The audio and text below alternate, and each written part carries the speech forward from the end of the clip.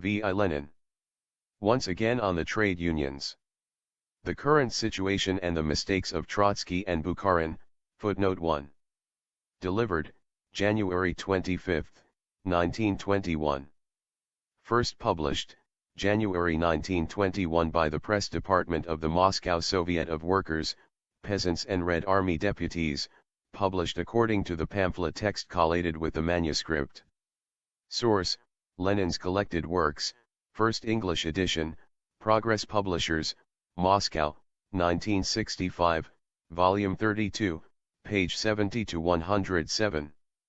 The party discussion and the factional struggle, which is of a type that occurs before a Congress before and in connection with the impending elections to the 10th Congress of the RCP, are waxing hot. The first factional pronouncement, namely, the one made by Comrade Trotsky on behalf of a number of responsible workers in his platform pamphlet, The Role and Tasks of the Trade Unions, with a preface dated December 25, 1920, was followed by a sharp pronouncement. The reader will see from what follows that it was deservedly sharp, by the Petrograd organization of the RCP, Appeal to the Party, published in Petrogradskaya Pravda, footnote 2, on January 6, 1921, and in the party's central organ, the Moscow Pravda, on January 13, 1921. The Moscow Committee then came out against the Petrograd organization, in the same issue of Pravda. Then appeared a verbatim report, published by the Bureau of the RCP Group of the All-Russia Central Council of Trade Unions, of the discussion that took place on December 30, 1920, at a very large and important party meeting, namely, that of the RCP Group at the 8th Congress of Soviets. It is entitled The Role of the Trade Unions in Production, with a preface dated January 6, 1921. This, of course, is by no means all of the discussion material. Party meetings to discuss these issues are being held almost everywhere. On December 30, 1920, I spoke at a meeting in conditions in which, as I put it then, I departed from the rules of procedure, i.e., in conditions in which I could not take part in the discussion or hear the preceding and subsequent speakers. I shall now try to make amends and express myself in a more orderly fashion. The danger of factional pronouncements to the party. Is Comrade Trotsky's pamphlet The Role and Tasks of the Trade Unions a factional pronouncement? Irrespective of its content, is there any danger to the party in a pronouncement of this kind? Attempts to hush up this question are a particularly favorite exercise with the members of the Moscow Committee, with the exception of Comrade Trotsky, of course, who see the factionalism of the Petrograd Comrades, and with Comrade Bukharin, who, however, felt obliged, on December 30, 1920, to make the following statement on behalf of the buffer group. When a train seems to be heading for a crash, a buffer is not a bad thing at all. Report of the December 30, 1920 discussion, p. 45. So there is some danger of a crash. Can we conceive of intelligent members of the party being indifferent to the question of how, where and when this danger arose?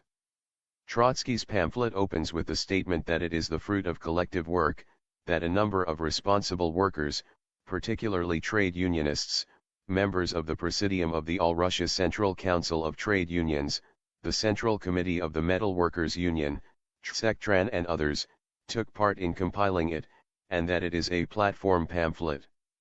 At the end of Thesis 4 we read that the forthcoming Party Congress will have to choose Trotsky's italics between the two trends within the trade union movement. If this is not the formation of a faction by a member of the Central Committee, if this does not mean heading for a crash, then let Comrade Bukharin, or any one of his fellow thinkers, explain to the party any other possible meaning of the words factionalism, and the party seems to be heading for a crash. Who can be more purblind than men wishing to play the buffer and closing their eyes to such a danger of a crash?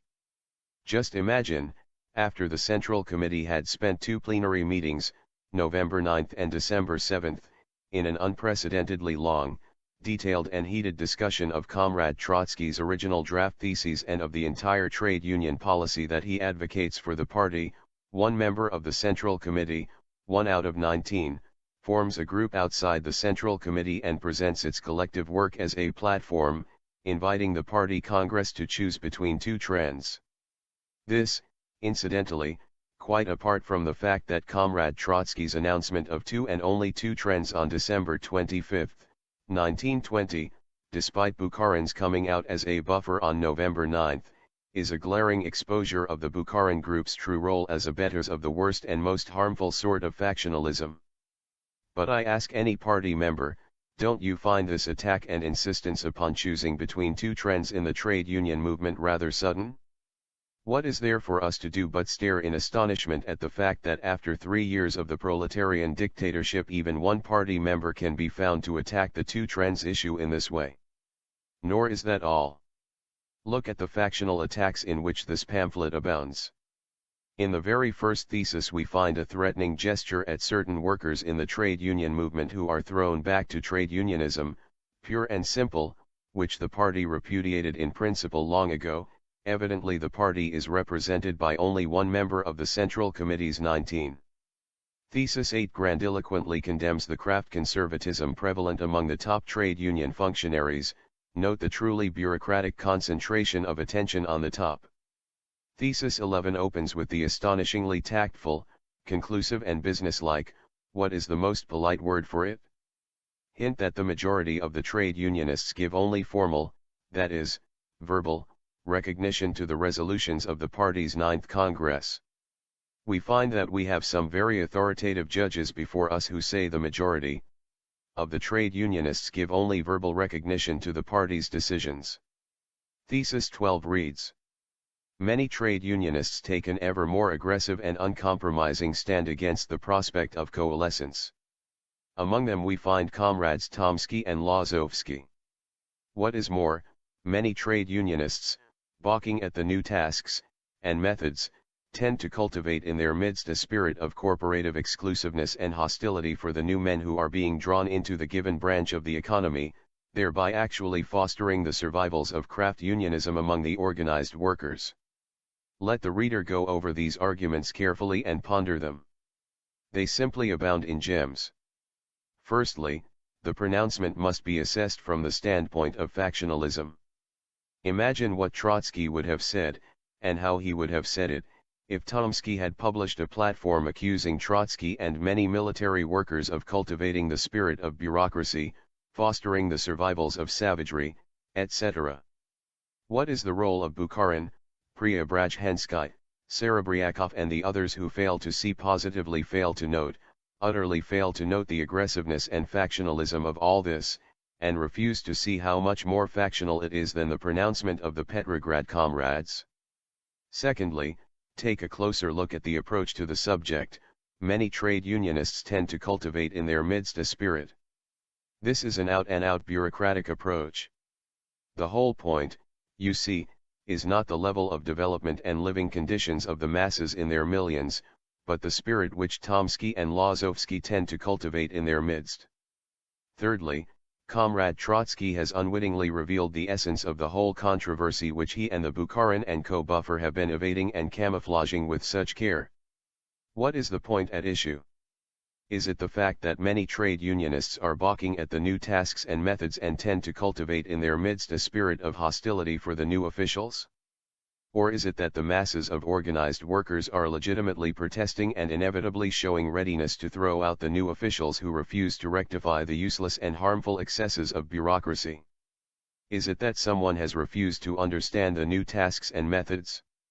Or is it that someone is making a clumsy attempt to cover up his defense of certain useless and harmful excesses of bureaucracy with a lot of talk about new tasks and methods?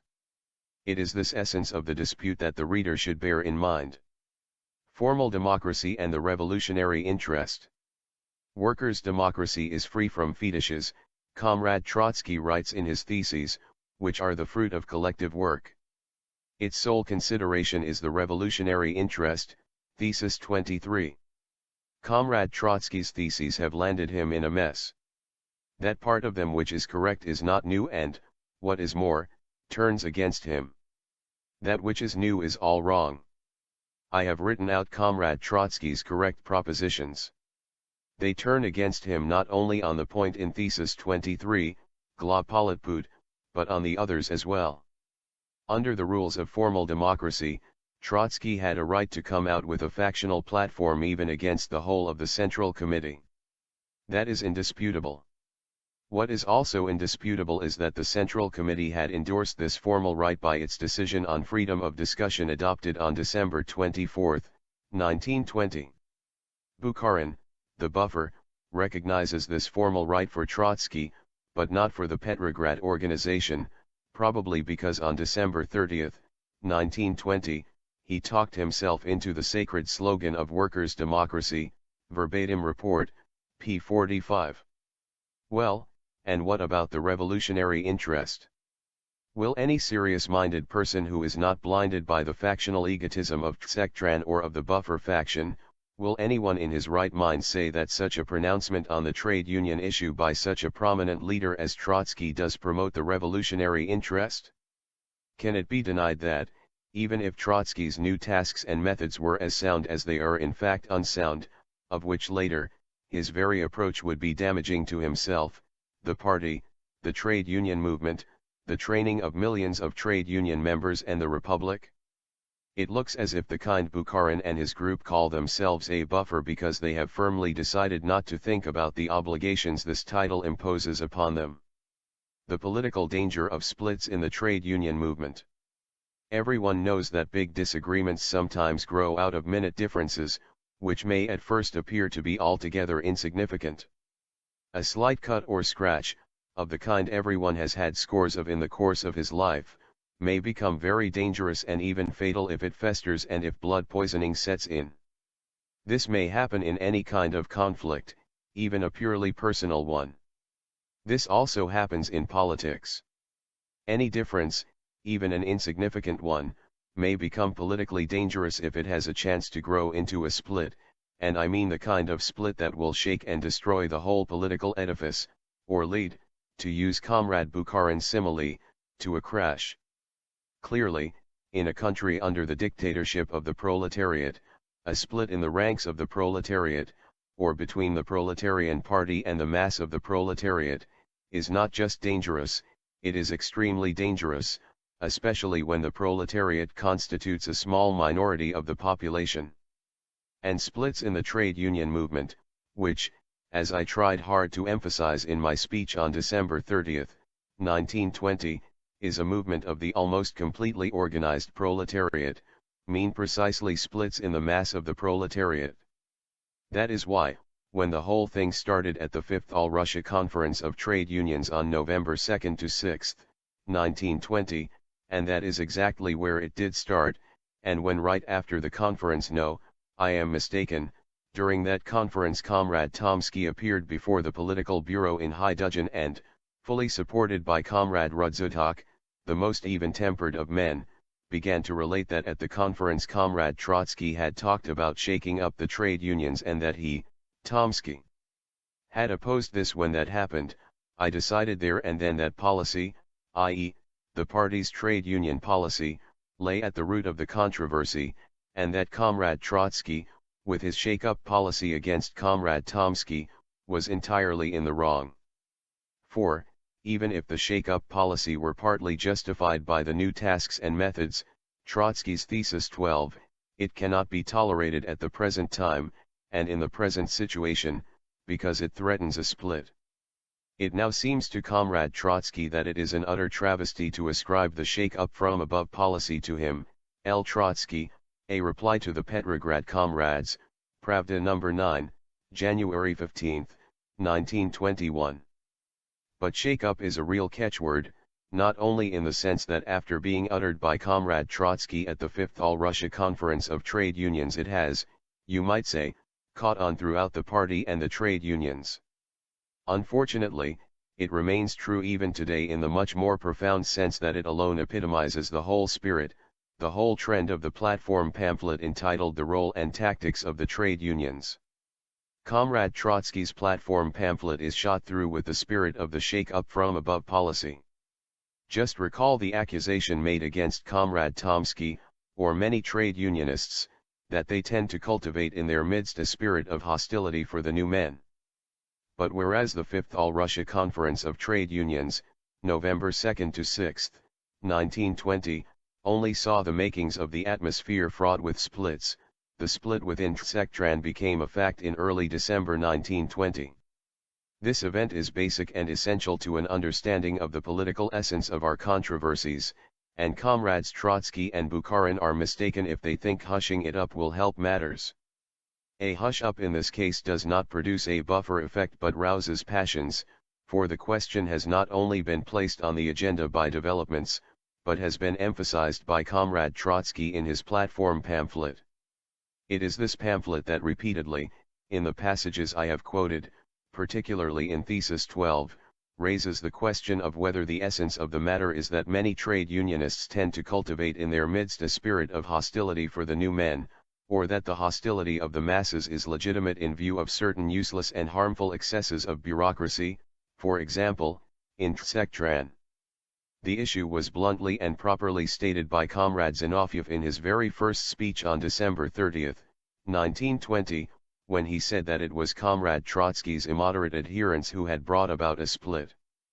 Perhaps that is why Comrade Bukharin abusively described Comrade Zinoviev's speech as a lot of hot air? But every party member who reads the verbatim report of the December 30, 1920 discussion will see that that is not true. He will find that it is Comrade Zinoviev who quotes and operates with the facts, and that it is Trotsky and Bukharin who indulge most in intellectualist verbosity minus the facts.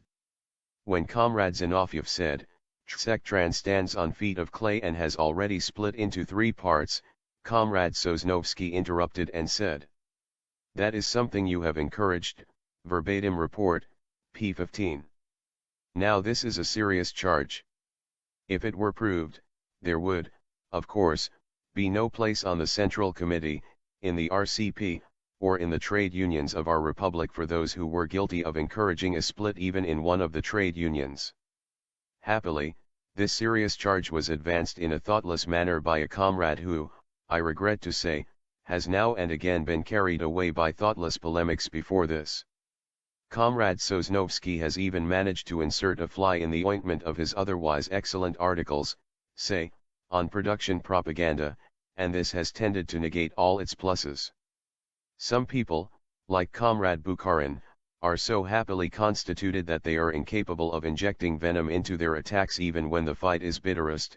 Others, less happily constituted, are liable to do so, and do this all too often. Comrade Sosnovsky would do well to watch his step in this respect, and perhaps even ask his friends to help out. But, some will say, the charge is there, even if it has been made in a thoughtless, unfortunate and patently factional form. In a serious matter, the badly worded truth is preferable to the hush-up. That the matter is serious is beyond doubt, for, let me say this again, the crux of the issue lies in this area to a greater extent than is generally suspected. Fortunately, we are in possession of sufficiently objective and conclusive facts to provide an answer in substance to Comrade Sosnovsky's point. First of all, there is on the same page of the verbatim report Comrade Zinoviev's statement denying Comrade Sosnovsky's allegation and making precise references to conclusive facts. Comrade Zinoviev showed that Comrade Trotsky's accusation, made obviously, let me add, in an outburst of factional zeal, was quite a different one from Comrade Sosnovsky's. Comrade Trotsky's accusation was that Comrade Zinoviev's speech at the September All-Russia Conference of the RCP had helped to bring about or had brought about the split. This charge, let me say in parenthesis, is quite untenable, if only because Zinoviev's September speech was approved in substance by the Central Committee and the party, and there has been no formal protest against it since.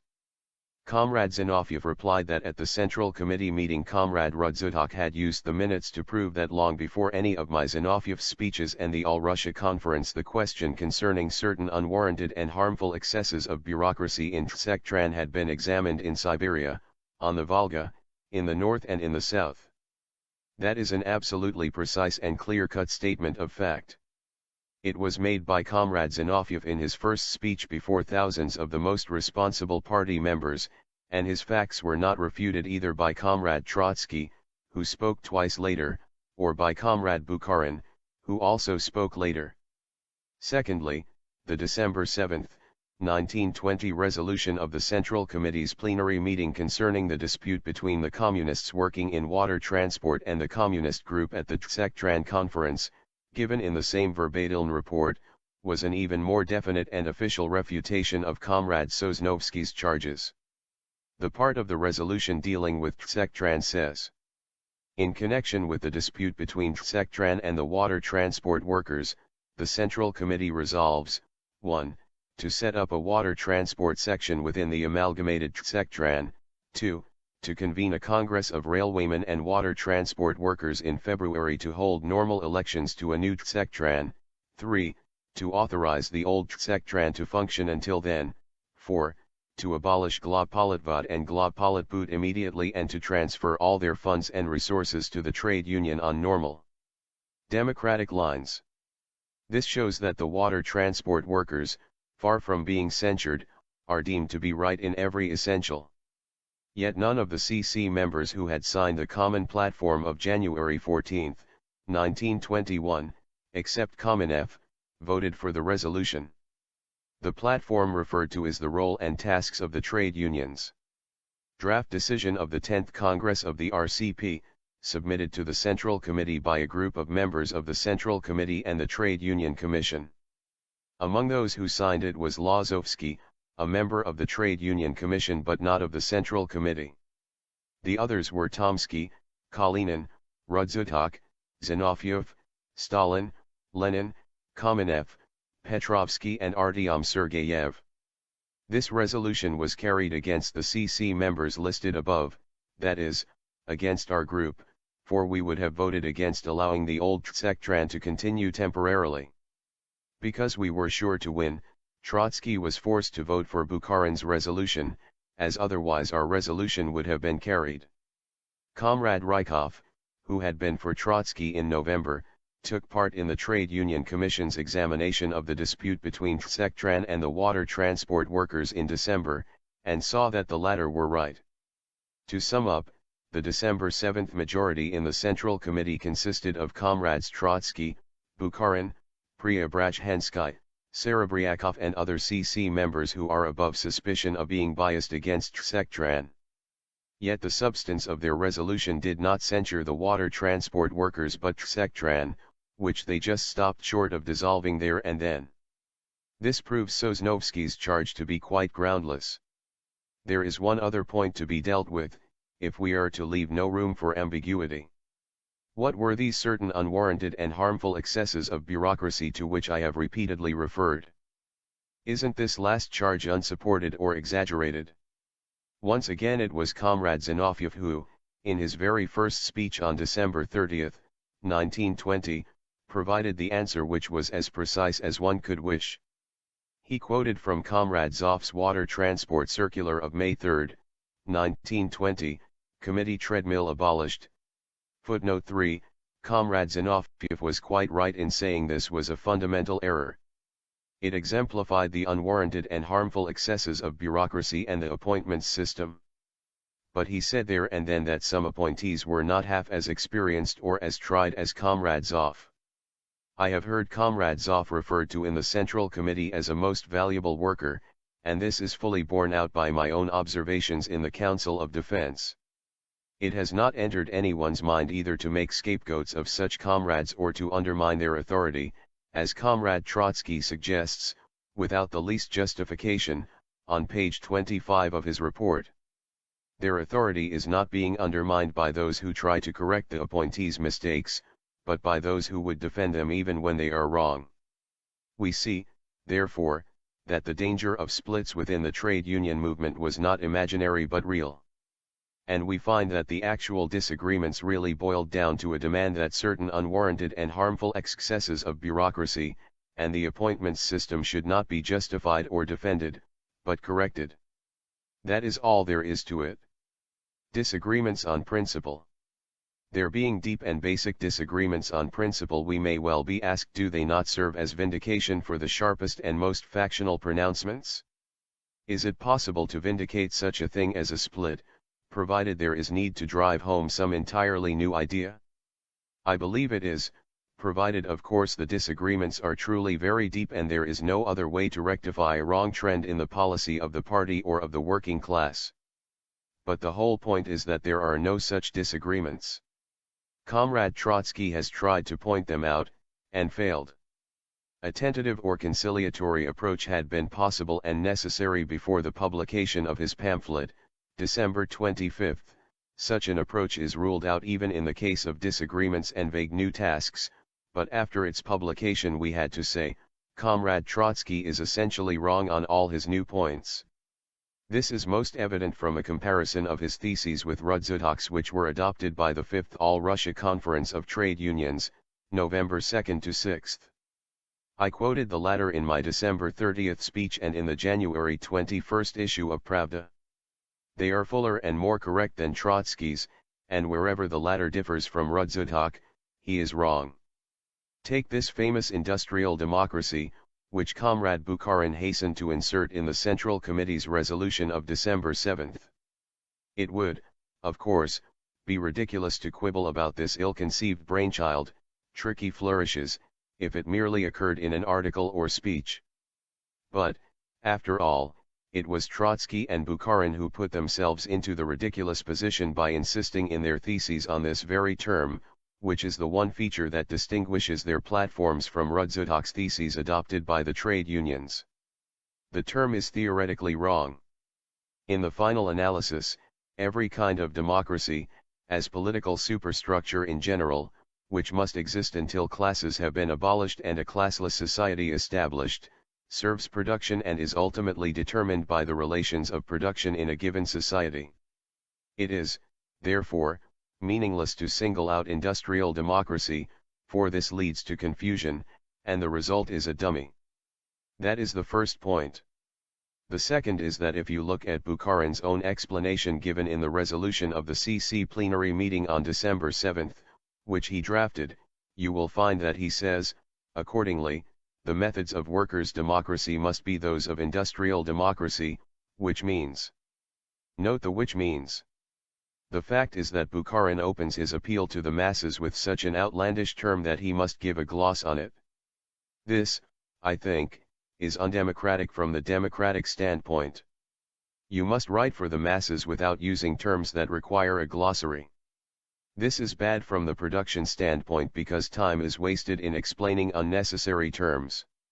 Which means, he says, that nomination and seconding of candidates, elections, etc., must proceed with an eye not only to their political staunchness, but also business efficiency, administrative experience, leadership, and proved concern for the working people's material and spiritual interests. The reasoning there is obviously artificial and incorrect. For one thing, democracy is more than nomination and seconding of candidates, elections, etc. Then, again, not all elections should be held with an eye to political staunchness and business efficiency. Comrade Trotsky notwithstanding, an organization of many millions must have a certain percentage of canvassers and bureaucrats. We shall not be able to make do without good bureaucrats for many years to come. But we do not speak of canvassing or bureaucratic democracy. The third point is that it is wrong to consider only the elected, the organizers, the administrators, etc. After all, they constitute a minority of outstanding men. It is the mass, the rank and file that we must consider. Rudzutak has it in simpler, more intelligible and theoretically more correct terms, Thesis 6. It must be brought home to each participant in production that his production tasks are appropriate and important, that each must not only take a hand in fulfilling his assignments, but also play an intelligent part in correcting any technical and organizational defects in the sphere of production. The fourth point is that industrial democracy is a term that lends itself to misinterpretation. It may be read as a repudiation of dictatorship and individual authority. It may be read as a suspension of ordinary democracy or a pretext for evading it. Both readings are harmful, and cannot be avoided without long special commentaries. Rudzutak's plain statement of the same ideas is more correct and more handy. This is indirectly confirmed by Trotsky's parallel of war democracy, which he draws with his own term in an article, Industrial Democracy, in Pravda of January 11, and which fails to refute that his term is inaccurate and inconvenient, for he sidesteps the whole issue and fails to compare his theses with Rudzutak's.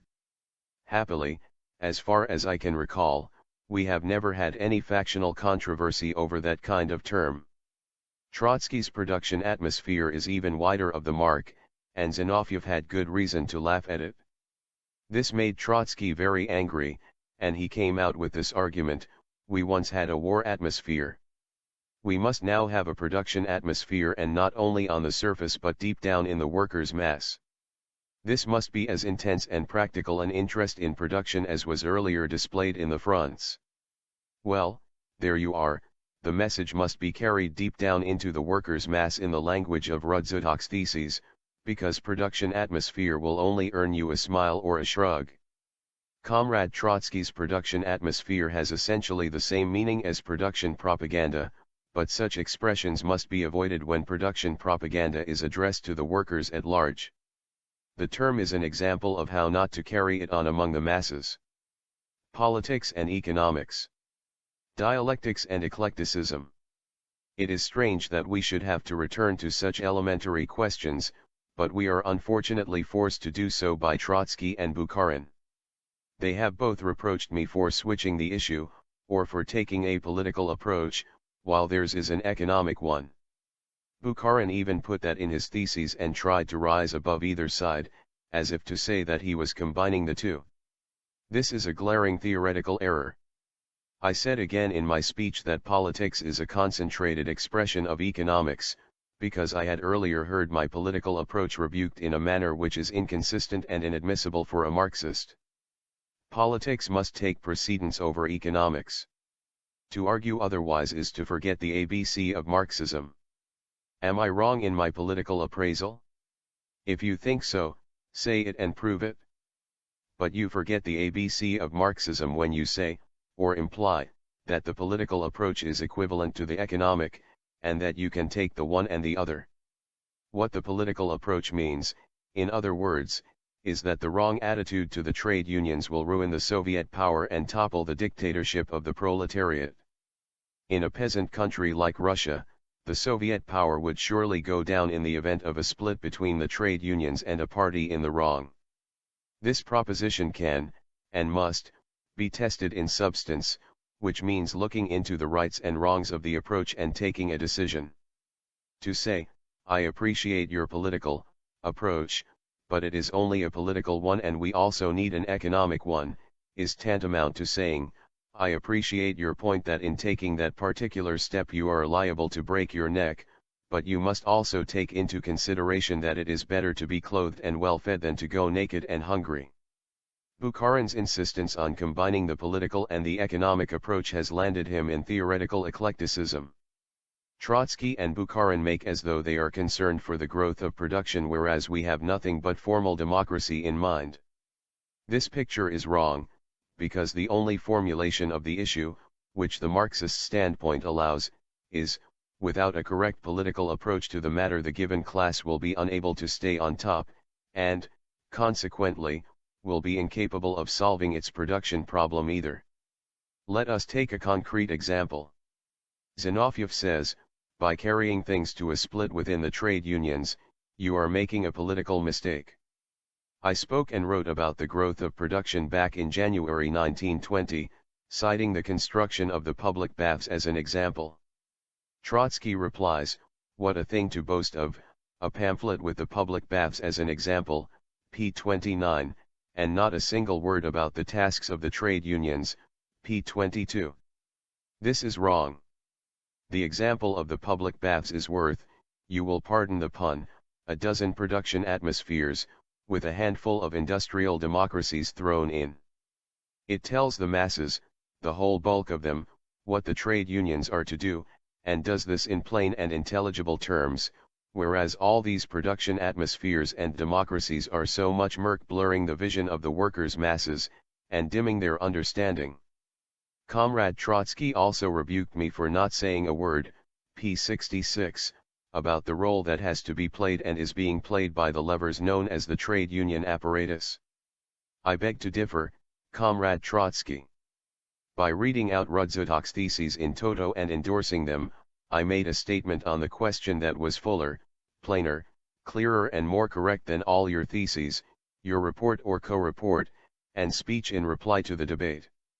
I insist that bonuses in kind and disciplinary comrades courts mean a great deal more to economic development, industrial management, and wider trade union participation in production than the absolutely abstract, and therefore empty, talk about industrial democracy, coalescence, etc. Behind the effort to present the production standpoint, Trotsky, or to overcome a one-sided political approach and combine it with an economic approach, Bukharin, we find 1. Neglect of Marxism, as expressed in the theoretically incorrect, eclectic definition of the relation between politics and economics. 2. Defense or camouflage of the political mistake expressed in the shake-up policy, which runs through the whole of Trotsky's platform pamphlet, and which, unless it is admitted and corrected, leads to the collapse of the dictatorship of the proletariat. 3. A step back in purely economic and production matters, and the question of how to increase production. It is, in fact, a step back from Rudzutak's practical theses, with their concrete, vital and urgent tasks: develop production propaganda, learn proper distribution of bonuses in kind and correct use of coercion through disciplinary comrades courts, to the highbrow, abstract, empty and theoretically incorrect general theses which ignore all that is most practical and businesslike. That is where Zinoviev and myself, on the one hand, and Trotsky and Bukharin, on the other, actually stand on this question of politics and economics. I could not help smiling, therefore, when I read Comrade Trotsky's objection in his speech of December 30, in his summing up at the 8th Congress of Soviets of the debate on the situation. Comrade Lenin said we ought to have less politics and more economics, but when he got to the trade union question he laid emphasis on the political aspect of the matter, p. 65. Comrade Trotsky thought these words were very much to the point.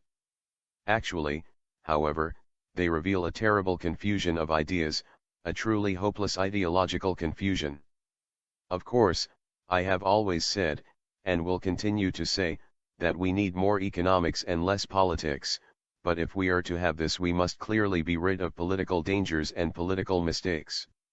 Comrade Trotsky's political mistakes, aggravated by Comrade Bukharin, distract our party's attention from economic tasks and production work, and, unfortunately, make us waste time on correcting them and arguing it out with the syndicalist deviation, which leads to the collapse of the dictatorship of the proletariat, objecting to the incorrect approach to the trade union movement, which leads to the collapse of the Soviet power, and debating general theses, instead of having a practical and business-like economic discussion as to whether it was the Saratov millers, the Donbass miners, the Petrograd metal workers or some other group that had the best results in coalescing, distributing bonuses in kind, and organizing comrades courts, on the basis of Rudzutak's theses, adopted by the 5th All-Russia Trade Union Conference on November 2 to 6.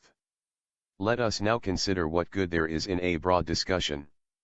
Once again we find political mistakes distracting attention from economic tasks. I was against this broad discussion, and I believed, and still do, that it was a political mistake on Comrade Trotsky's part to disrupt the work of the Trade Union Commission, which ought to have held a business-like discussion. I believe Bukharin's buffer group made the political mistake of misunderstanding the tasks of the buffer, in which case they had once again substituted eclecticism for dialectics, for from the buffer standpoint they should have vigorously opposed any broad discussion and demanded that the matter should be taken up by the Trade Union Commission. Here is what came of this. On December 30, Bukharin went so far as to say that we have proclaimed the new and sacred slogan of workers' democracy, which means that questions are no longer to be discussed in the boardroom within the corporation or at small meetings but are to be placed before big meetings. I insist that by taking the trade union issue before such a large meeting as this one we are not taking a step backward but forward, p. 45. And this man has accused Zinoviev of spouting hot air and overdoing the democracy. I say that he himself has given us a lot of hot air and has shown some unexampled bungling. He has completely failed to understand that formal democracy must be subordinate to the revolutionary interest. Trotsky is in the same boat. His charge is that Lenin wants at all costs to disrupt or shelve the discussion of the matter in essence, p. 65. He declares, "My reasons for refusing to serve on the commission were clearly stated in the Central Committee, until such time as I am permitted, on a par with all other comrades, to air these questions fully in the party press, I do not expect any good to come of any cloistered examination of these matters, and, consequently, of work on the commission, p. 69. What is the result? Less than a month has passed since Trotsky started his broad discussion on December 25, and you will be hard put to find one responsible party worker in 100 who is not fed up with the discussion and has not realized its futility, to say no worse. For Trotsky has made the party waste time on a discussion of words and bad theses, and has ridiculed as cloistered the business-like economic discussion in the commission, which was to have studied and verified practical experience and projected its lessons for progress in real production work, in place of the regress from vibrant activity to scholastic exercises in all sorts of production atmospheres. Take this famous coalescence. My advice on December 30 was that we should keep mum on this point, because we had not studied our own practical experience, and without that any discussion was bound to degenerate into hot air and draw off the party's forces from economic work. I said it was bureaucratic projecteering for Trotsky to propose in his theses that from 1/3 to 1/2 and from 1/2 to 2/3 of the economic councils should consist of trade unionists. For this I was upbraided by Bukharin, who, I see from p. 49 of the report, made a point of proving to me at length and in great detail that when people meet to discuss something, they should not act as deaf mutes, sick. Trotsky was also angry and exclaimed, "Will every one of you please make a note that on this particular date Comrade Lenin described this as a bureaucratic evil. I take the liberty to predict that within a few months we shall have accepted for our guidance and consideration that the All-Russia Central Council of Trade Unions and the Supreme Economic Council, the Central Committee of the Metal Workers Union and the Metals Department, etc., are to have from 1/3 to 1/2 of their members in common, p. 68. When I read that, I asked Comrade Milyutin, Deputy Chairman of the Supreme Economic Council, to let me have the available printed reports on coalescence. I said to myself, why not make a small start on the study of our practical experience, it's so dull engaging in general party talk, Bukharin's expression, p. 47, which has every chance of becoming a catchword like shake-up, to no useful purpose, without the facts, and inventing disagreements, definitions and industrial democracies. Comrade Milyutin sent me several books, including the report of the Supreme Economic Council to the 8th All-Russia Congress of Soviets, Moscow, 1920, preface dated December 19, 1920. On its p14 is a table showing workers' participation in administrative bodies. Here is the table, covering only part of the Gubernia Economic Councils and factories. Administrative body. Presidium of Supreme Economic Council and Gubernia Economic Councils. Total members, 187. Workers. Number, 107. Percent, 57.2. Specialists. Number, 22. Percent, 11.8. Office workers and others. Number, 58. Percent, 31.0.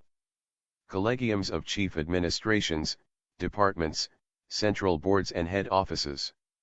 Total members, 140. Workers. Number, 72. Percent, 51.4. Specialists. Number, 31.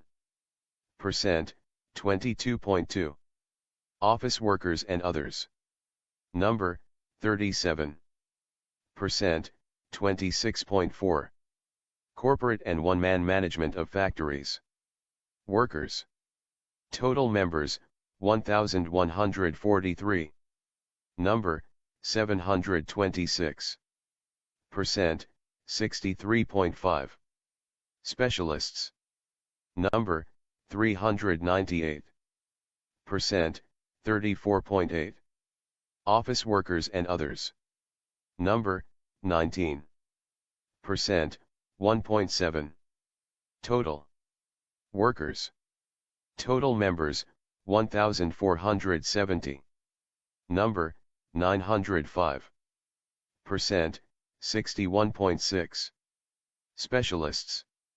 Number, 451%, 30.7. Office workers and others. Number, 114%, 7.7. It will be seen that 61.6%, that is, closer to 2/3 than to 1/2, of the staff of administrative bodies now consists of workers. And this already proves that what Trotsky wrote on this matter in his theses was an exercise in bureaucratic projecteering. To talk, argue and write platforms about 1/3 to 1/2 and 1/2 to 2/3 is the most useless sort of general party talk, which diverts time, attention and resources from production work. It is empty politicking.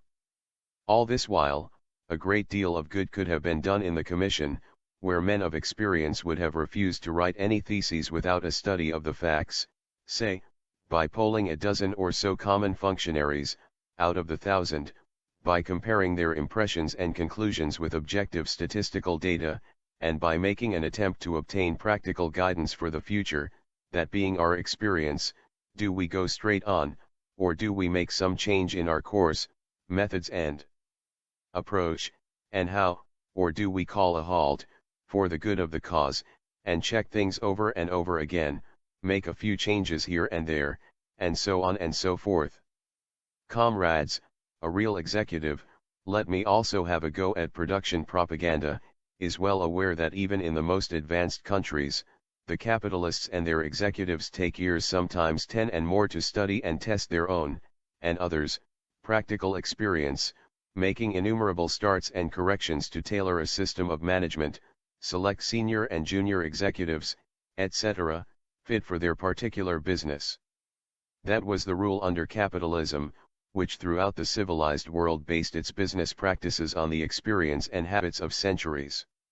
We who are breaking new ground must put in a long, persistent and patient effort to retrain men and change the old habits which have come down to us from capitalism, but this can only be done little by little. Trotsky's approach is quite wrong. In his December 30th speech he exclaimed, "Do or do not our workers, party and trade union functionaries have any production training? Yes or no?" I say, no, p. 29. This is a ridiculous approach. It is like asking whether a division has enough felt boots, yes or no. It is safe to say that even 10 years from now we shall have to admit that all our party and trade union functionaries do not have enough production training, in much the same way as the workers of the military department, the trade unions and the party will not have had enough military experience. But we have made a start on production training by having about 1,000 workers, and trade union members and delegates take part in management and run factories, head offices and other bodies higher up the scale. The basic principle underlying production training, which is the training of our own selves, of the old underground workers and professional journalists, is that we should start a painstaking and detailed study of our own practical experience, and teach others to do so, according to the rule, look before you leap.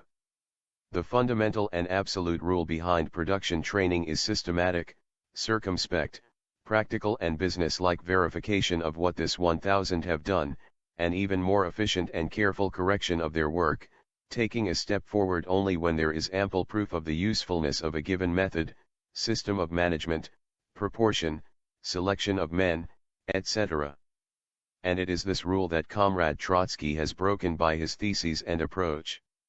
All his theses, his entire platform pamphlet, are so wrong that they have diverted the party's attention and resources from practical production work to a lot of empty talk. Dialectics and eclecticism. School and apparatus. Among Comrade Bukharin's many excellent traits are his theoretical ability and keen interest in getting at the theoretical roots of every question. That is a very valuable trait, because you cannot have a proper understanding of any mistake, let alone a political one, unless you dig down to its theoretical roots among the basic premises of the one who makes it? Responding to this urge, Comrade Bukharin tended to shift the controversy into the theoretical sphere, beginning from December 30, if not earlier. In his speech on that day he said, that neither the political nor the economic factor can be ignored is, I believe, absolutely incontrovertible, and that is the theoretical essence of what is here known as the buffer group or its ideology, p. 47. The gist of his theoretical mistake in this case is substitution of eclecticism for the dialectical interplay of politics and economics, which we find in Marxism. His theoretical attitude is, on the one hand, and on the other, the one and the other. That is eclecticism.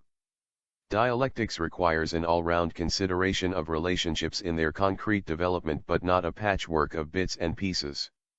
I have shown this to be so on the example of politics and economics. That of the buffer has gone to reinforce the point. You need a buffer, and it is useful when the party train is heading for a crash. No question about that at all. Bukharin has built up his buffer problem eclectically, by collecting odd pieces from Zinoviev and Trotsky. As a buffer, Bukharin should have decided for himself just where, when and how each individual or group had made their mistake, whether it was a theoretical mistake, one of political tact, factional pronouncement, or exaggeration, etc. He should have done that and gone hammer and tongs at every such mistake. But he has failed to understand his task of buffer, and here is good proof of it. The communist group of Trans Petrograd Bureau, the CC of the Railwaymen's and Water Transport Workers Union, an organization sympathizing with Trotsky, has stated its opinion that, on the main issue of the trade union's role in production, Comrades Trotsky and Bukharin hold views which are variations of one and the same standpoint. It has issued Comrade Bukharin's report in Petrograd on January 3, 1921, in pamphlet form, and Bukharin, The Tasks of the Trade Unions, Petrograd, 1921. It says, Comrade Trotsky's original formulation was that the trade union leadership should be removed and suitable comrades found to take their place, etc. He had earlier advocated a shake-up, but he has now abandoned the idea, and it is therefore quite absurd to use it as an argument against him, p. 5. I will let pass the numerous factual inaccuracies in this statement. Trotsky used the term shake-up at the 5th All-Russia Conference of Trade Unions, November 2 to 6. He mentions selection of leadership in paragraph 5 of his theses, which he submitted to the Central Committee on November 8, and which, incidentally, some of his supporters have published as a leaflet. The whole of Trotsky's pamphlet, The Role and Tasks of the Trade Unions, December 25, reveals the same kind of mentality, the same spirit as I have pointed out before. When and how he abandoned this attitude remains a mystery. I am now dealing with a different matter. When the buffer is an eclectic, he passes over some mistakes and brings up others. He says nothing of them in Moscow on December 30, 1920, when addressing thousands of RCP functionaries from all over Russia, but he brings them up in Petrograd on January 3, 1921. When the buffer is a dialectician, he directs the full brunt of his attack at every mistake he sees on either side, or on all sides. And that is something Bukharin does not do. He does not even try to examine Trotsky's pamphlet in the light of the shake-up policy. He simply says nothing about it. No wonder his buffer performance has made everyone laugh. To proceed. In that same Petrograd speech he says, p. 7. Comrade Trotsky's mistake is insufficient support for the school of communism idea. During the December 30 discussion, Bukharin reasoned as follows. Comrade Zinoviev has said that the trade unions are a school of communism, and Trotsky has said that they are a technical and administrative apparatus for industrial management. I see no logical grounds for proof that either proposition is wrong, both, and a combination of both, are right, p. 48. Bukharin and his group or faction make the same point in their thesis 6, on the one hand, they the trade unions are a school of communism, and on the other, they are increasingly a component part of the economic apparatus and of state administration in general. Pravda, January 16. That is where we find Comrade Bukharin's fundamental theoretical mistake, which is substitution of eclecticism, especially popular with the authors of diverse fashionable and reactionary philosophical systems, for Marxist dialectics.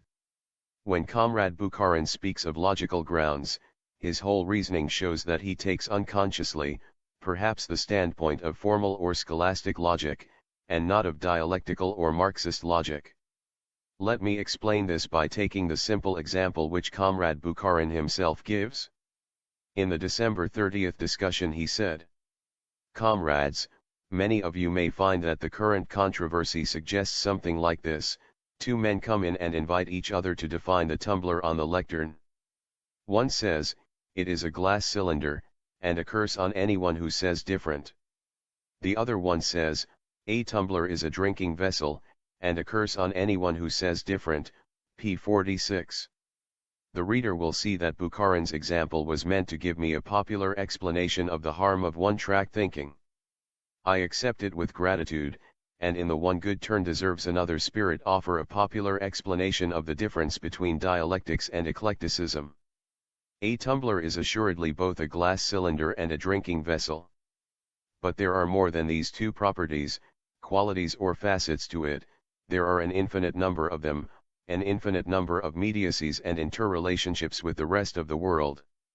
A tumbler is a heavy object which can be used as a missile, it can serve as a paperweight, a receptacle for a captive butterfly, or a valuable object with an artistic engraving or design, and this has nothing at all to do with whether or not it can be used for drinking, is made of glass, is cylindrical or not quite, and so on and so forth.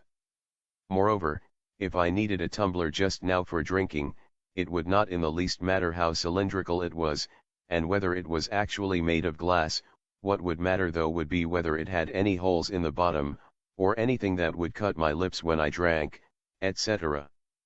But if I did not need a tumbler for drinking but for a purpose that could be served by any glass cylinder, a tumbler with a cracked bottom or without one at all would do just as well, etc.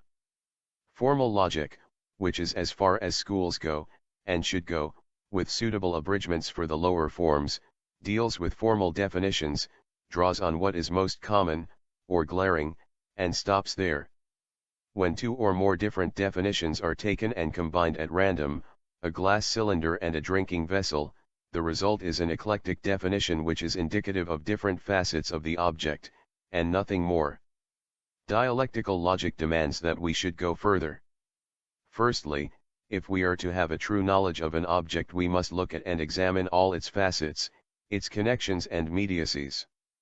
That is something we cannot ever hope to achieve completely, but the rule of comprehensiveness is a safeguard against mistakes and rigidity.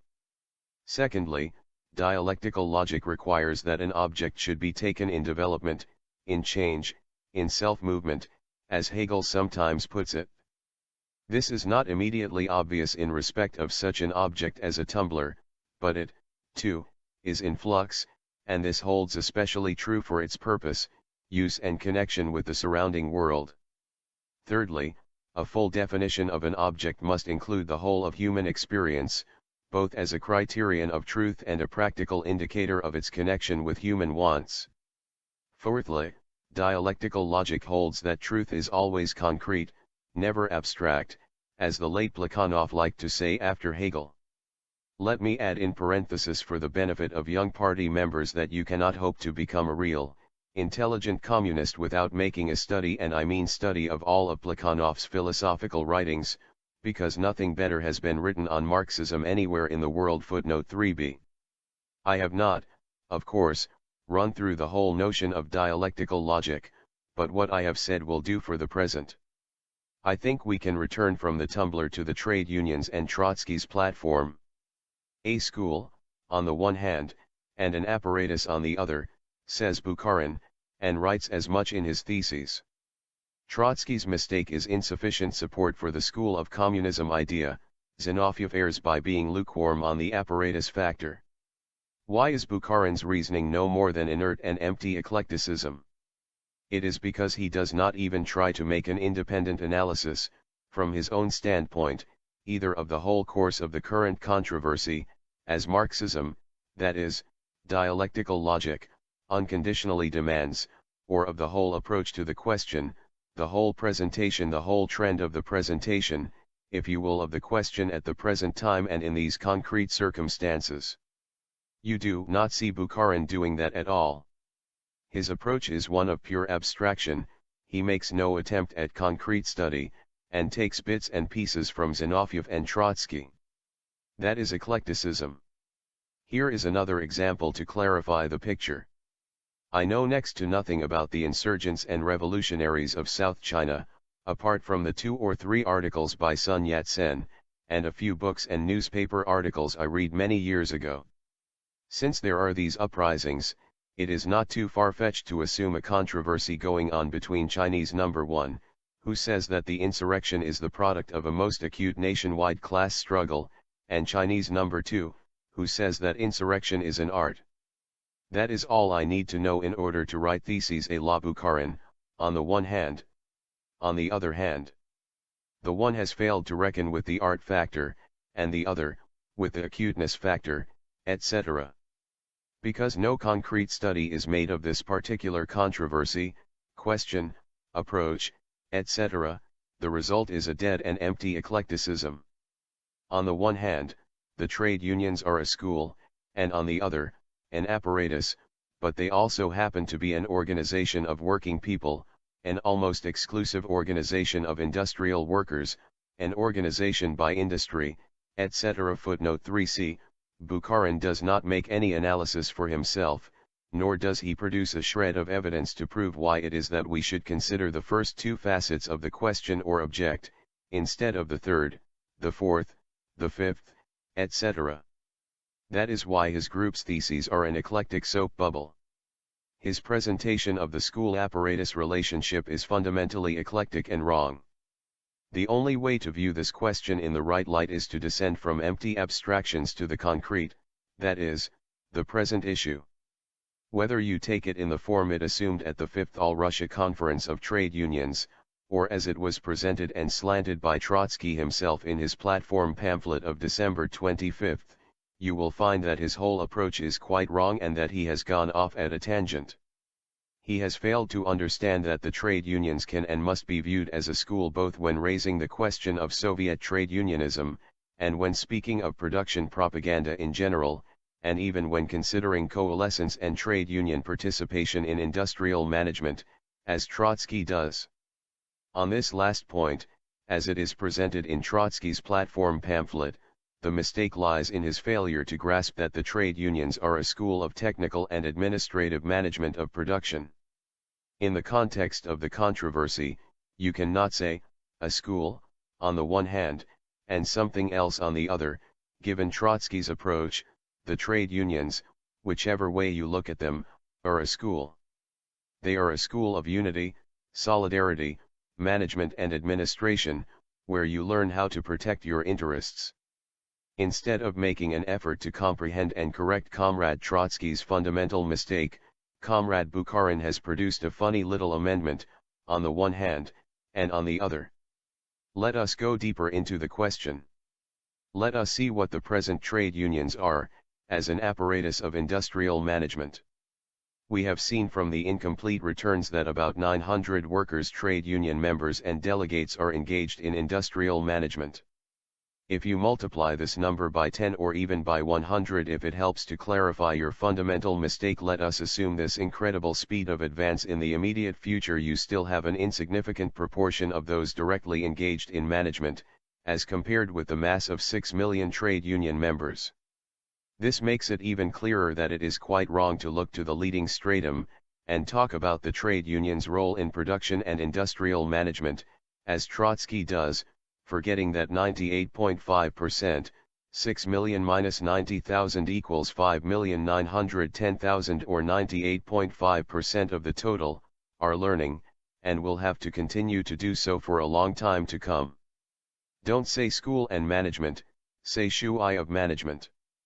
In his December 30 argument against Zinoviev, whom he accused, quite groundlessly and incorrectly, of denying the appointments system, that is, the Central Committee's right and duty to make appointments, Comrade Trotsky inadvertently drew the following telltale comparison. Zinoviev tends to overdo the propaganda angle on every practical matter, forgetting that it is not only a source of material for agitation, but also a problem requiring an administrative solution, p. 27. Before I explain in detail the potential administrative approach to the issue, let me say that Comrade Trotsky's fundamental mistake is that he treats, rather, maltreats, the questions he himself had brought up in his platform pamphlet as administrative ones, whereas they could be and ought to be viewed only from the propaganda angle. In effect, what are Trotsky's good points? One undoubtedly good and useful point is his production propaganda, but that is not in his theses, but in his speeches, especially when he forgets about his unfortunate polemics with the allegedly conservative wing of the trade unionists. He would undoubtedly have done, and I believe he will do, a great deal of good in the Trade Union Commission's practical business, as speaker and writer, and as a member of the All Russia Production Propaganda Bureau. His platform theses were a mistake, for through them, like a scarlet thread, runs the administrative approach to the crisis and the two trends within the trade unions, the interpretation of the RCP program, Soviet trade unionism, production training and coalescence. I have listed all the main points of Trotsky's platform and they all happen to be topics which, considering the material at Trotsky's disposal, can be correctly approached at the present time only from the propaganda angle. The state is a sphere of coercion. It would be madness to renounce coercion, especially in the epoch of the dictatorship of the proletariat, so that the administrative approach and steerage are indispensable. The party is the leader, the vanguard of the proletariat, which rules directly. It is not coercion but expulsion from the party that is the specific means of influence and the means of purging and stealing the vanguard. The trade unions are a reservoir of the state power, a school of communism and a school of management. The specific and cardinal thing in this sphere is not administration but the ties between the central state administration, and, of course, the local as well, the national economy and the broad masses of the working people. See Party Program, Economic Section, 5, dealing with the trade unions. The whole of Trotsky's platform pamphlet betrays an incorrect approach to the problem and a misunderstanding of this relationship. Let us assume that Trotsky had taken a different approach to this famous question of coalescence in connection with the other topics of his platform, and that his pamphlet was entirely devoted to a detailed investigation of, say, 90 of the 900 cases of coalescence where trade union officials and members concurrently held elective trade union posts and Supreme Economic Council posts in industrial management. Let us say these 90 cases had been analyzed together with the returns of a selective statistical survey, the reports of inspectors and instructors of Rabkrin and the people's commissariats concerned. Let us say they had been analyzed in the light of the data supplied by the administrative bodies, the results of the work, the headway in production, etc. That would have been a correct administrative approach, and would have fully indicated the shake-up line, which implies concentrating attention on removals, transfers, appointments and the immediate demands to be made on the leading stratum. When Bukharin said in his January 3 speech, published by the Tsektran people in Petrograd, that Trotsky had at first wanted a shake-up but had now abandoned the idea, he made another one of his eclectical mistakes, which is ridiculous from the practical standpoint and theoretically inadmissible for a Marxist. He takes the question in the abstract, being unable, or unwilling, to get down to brass tacks.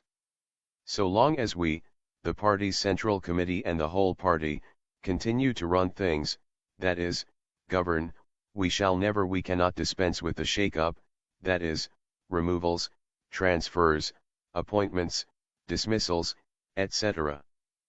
But Trotsky's platform pamphlet deals with something else, and does not raise the question of practical business at all. It is not this but the trends within the trade union movement, Trotsky's thesis for, and, that was being debated by Zinoviev and Trotsky, Bukharin and myself, and in fact the whole party. This is essentially a political question.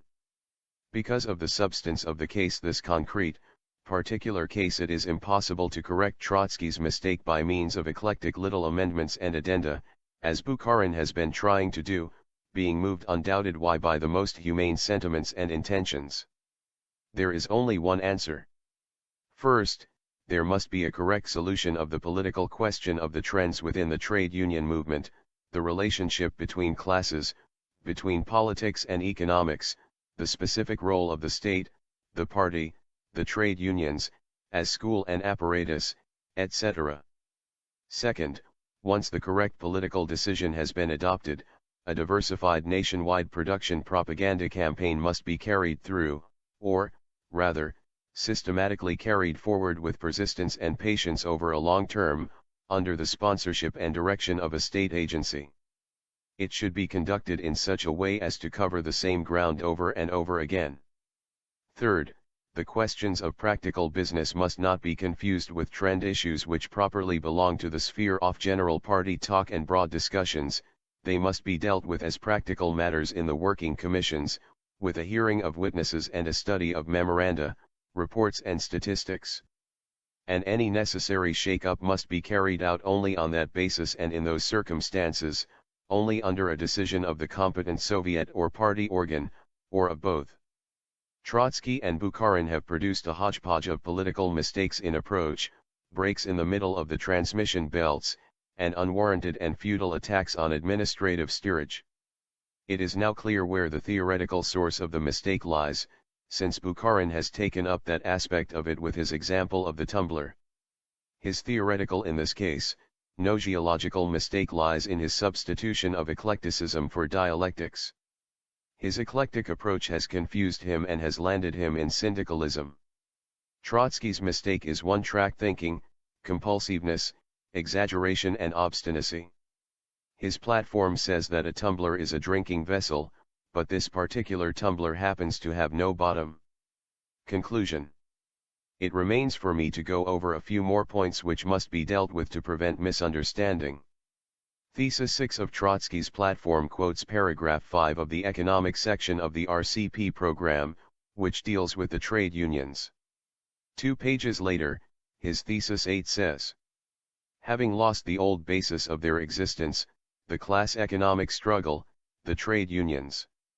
That is wrong, and is a hasty exaggeration. The trade unions no longer have to face the class economic struggle but the non-class economic struggle, which means combating bureaucratic distortions of the Soviet apparatus, safeguarding the working people's material and spiritual interests in ways and means inaccessible to this apparatus, etc. This is a struggle they will unfortunately have to face for many more years to come. The trade unions, says Trotsky, have, for various reasons, not yet succeeded in mustering the necessary forces and working out the necessary methods enabling them to solve the new task, that of organizing production, Trotsky's italics, p9, thesis 8, set before them by the proletarian revolution and formulated in our program. That is yet another hasty exaggeration which is pregnant with grave error. The program does not contain any such formulation nor does it set the trade unions the task of organizing production. Let us go over the propositions in the party's program as they unfold in the text. 1. The organizational apparatus, but not the others, of socialized industry should rely chiefly, but not exclusively, on the trade unions. 2.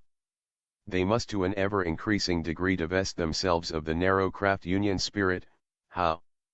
Under the leadership of the party and through the proletariat's educational and other influence on the non-proletarian mass of working people, and become large industrial associations, embracing the majority, and eventually all of the workers in the given industry.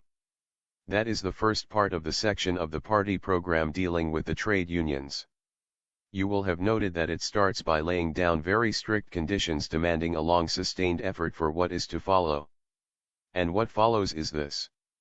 The trade unions being, on the strength of the laws of the Soviet Republic and established practice, participants, note the cautious statement, participants only, in all the local and central organs of industrial management, should eventually arrive at a de facto concentration in their hands of the whole administration of the whole national economy, as a single economic entity, note this, should arrive at a de facto concentration of management not of branches of industry and not of industry as a whole, but of the whole national economy, and moreover, as an economic entity.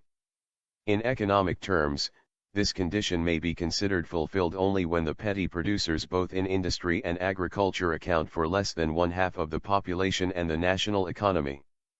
The trade unions ensuring in this way, the way which helps to realize all the conditions listed earlier, indissoluble ties between the central state administration, the national economy and the broad masses of working people, should draw the latter, that is, the masses, the majority of the population, into direct economic management on the widest possible scale. At the same time, the participation of the trade unions in economic management and their activity in drawing the broad masses into this work are the principal means of combating the bureaucratization of the economic apparatus of the Soviet power and making possible the establishment of truly popular control over the results of production. There again, in that last sentence, we find a very cautious phrase, participation in economic management, and another reference to the recruitment of the broad masses as the chief, but not the only, means of combating bureaucratic practices. Finally, we find a highly cautious statement, making possible the establishment of popular, that is, workers and peasants, and not just purely proletarian control. It is obviously wrong to boil this down to the party program formulating the trade union's task as organization of production. And if you insist on this error, and write it into your platform theses, you will get nothing but an anti-communist, syndicalist deviation. Incidentally, Comrade Trotsky says in his theses that over the last period we have not made any headway towards the goal set forth in the program but have in fact retreated from it, p. 7, thesis 6. That statement is unsupported, and, I think, wrong. It is no proof to say, as Trotsky did in the discussions, that the trade unions themselves admit this. That is not the last resort, as far as the party is concerned, and, generally speaking, the proof lies only in a serious and objective study of a great number of facts. Moreover, even if such proof were forthcoming, there would remain this question: why have we retreated? Is it because many trade unionists are balking at the new tasks and methods, as Trotsky believes, or because we have not yet succeeded in mustering the necessary forces and working out the necessary methods to cut short and correct certain unwarranted and harmful excesses of bureaucracy? Which brings me to Bukharin's rebuke of December 30, repeated by Trotsky yesterday, January 24, during our discussion in the Communist group of the Second Miners' Congress, that we have dropped the line laid down by the Ninth Party Congress, p. 46 of the report on the December 30 discussion. He alleged that at that Congress I had defended the militarization of labor and had jeered at references to democracy, all of which I now repudiate. In his reply to the debate on December 30, Comrade Trotsky added this barb: Lenin takes account of the fact that there is a grouping of opposition-minded comrades within the trade unions, p. 65, that I view it from the diplomatic angle, p. 69, and that there is maneuvering inside the party groups, p. 70, etc. Putting such a complexion on the case is, of course, highly flattering for Trotsky, and worse than unflattering for me. But let us look at the facts. In that same discussion on December 30, Trotsky and Krestinsky established the fact that as long ago as July, 1920, Comrade Preobrazhensky had proposed to the Central Committee that we should switch to a new track in respect of the internal life of our workers' organizations, p. 25. In August, Comrade Zinoviev drafted a letter, and the Central Committee approved a CC letter on combating red tape and extending democracy. In September, the question was brought up at a party conference whose decisions were endorsed by the Central Committee. In December, the question of combating red tape was laid before the 8th Congress of Soviets. Consequently, the whole Central Committee, the whole party and the whole Workers' and Peasants' Republic had recognized that the question of the bureaucracy and ways of combating its evils was high on the agenda. Does any repudiation of the 9th Congress of the RCP follow from all this? Of course, not. The decisions on the militarization of labor, etc., are incontestable, and there is no need for me at all to withdraw any of my jibes at the references to democracy by those who challenged these decisions. What does follow is that we shall be extending democracy in the workers' organizations, without turning it into a fetish, that we shall redouble our attention to the struggle against bureaucratic practices, and that we shall take special care to rectify any unwarranted and harmful excesses of bureaucracy, no matter who points them out. One final remark on the minor question of priority and equalization. I said during the December 30th discussion that Trotsky's formulation of Thesis 41 on this point was theoretically wrong, because it implied priority in production and equalization in consumption. I replied that priority implied preference and that was nothing unless you also had it in consumption. Comrade Trotsky reproached me for extraordinary forgetfulness and intimidation, pages 67 and 68, and I am surprised to find that he has not accused me also of maneuvering, diplomatic moves, etc. He has made concessions to my equalitarian line, but I have attacked him.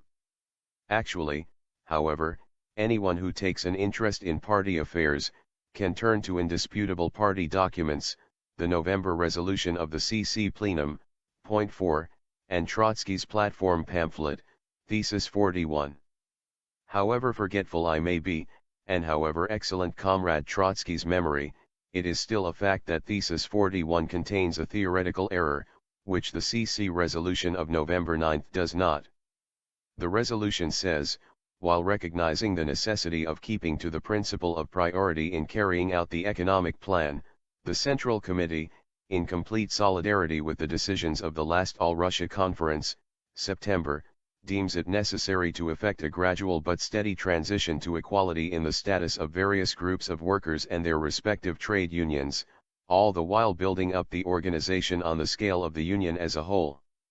That is clearly aimed against sectran, and it is quite impossible to put any other construction on the exact meaning of the resolution. Priority is here to stay. Preference is still to be given to enterprises, trade unions, trusts and departments on the priority list, in regard to fulfillment of the economic plan, but at the same time, the equalitarian line which was supported not by Comrade Lenin alone, but was approved by the party conference and the Central Committee, that is, the entire party makes this clear-cut demand, get on with the gradual but steady transition to equalization. That Sectran failed to carry out the CC resolution, November, is evident from the Central Committee's December resolution, on Trotsky and Bukharin's motion, which contains another reminder of the principles of ordinary democracy. The theoretical error in Thesis 41 is that it says, equalization in consumption, priority in production. That is an economic absurdity because it implies a gap between production and consumption. I did not say and could never have said anything of the sort. If you don't need a factory, close it down. Close down all the factories that are not absolutely essential, and give preference to those that are. Give preference to, say, transport.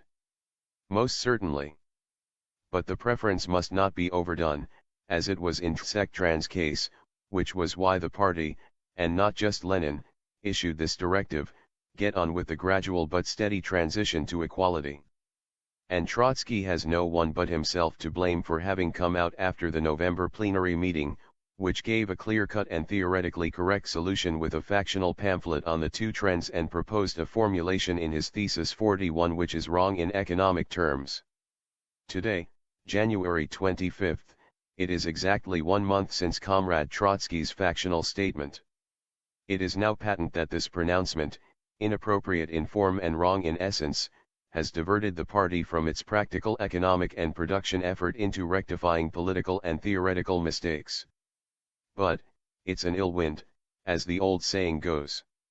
Rumor has it that some terrible things have been said about the disagreements on the Central Committee. Mensheviks and socialist revolutionaries undoubtedly shelter, and have sheltered, behind the opposition, and it is they who are spreading the rumors, incredibly malicious formulations, and inventions of all sorts to malign the party, put vile interpretations on its decisions, aggravate conflicts and ruin its work. That is a political trick used by the bourgeoisie, including the petty bourgeois Democrats, the Mensheviks and the socialist revolutionaries, who, for very obvious reasons, hate and cannot help hating the Bolsheviks' guts. Every intelligent member of the party is familiar with this political trick, and knows its worth.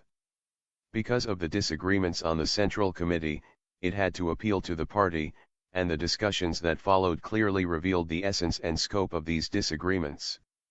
That killed the rumors and the slander. The party learns its lessons and is tempered in the struggle against factionalism, a new malaise. It is new in the sense that after the October Revolution we had forgotten all about it. Actually, it is an old malaise, with relapses apparently bound to occur over the next few years, but with an easier cure now well in sight. The party is learning not to blow up its disagreements. Let me quote at this point Comrade Trotsky's correct remark about Comrade Tomsky. I have always said, even when the polemic against Comrade Tomsky was at its bitterest, that it is quite clear to me that only men with his experience and authority ought to be our trade union leaders. I told this to the party group of the 5th Conference of the Trade Unions, and repeated it at the Ziman Theater a few days ago. Ideological struggle within the party does not mean mutual ostracism but mutual influence. Footnote 4, p. 34 of the report on the December 30th discussion.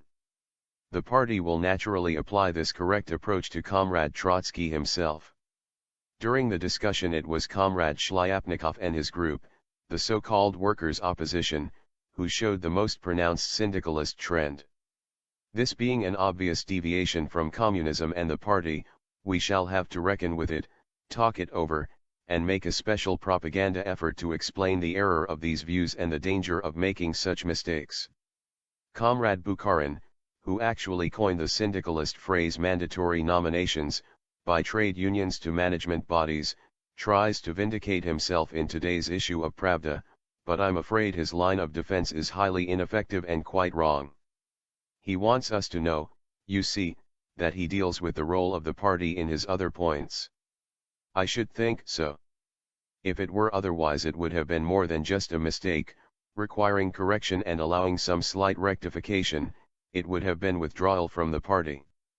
When you say mandatory nominations but neglect to add, there and then, that they are not mandatory for the party, you have a syndicalist deviation, and that is incompatible with communism and the party program. If you add, mandatory but not for the party, you are giving the non-party workers a false sense of having some increase in their rights, whereas in fact there will be no change at all.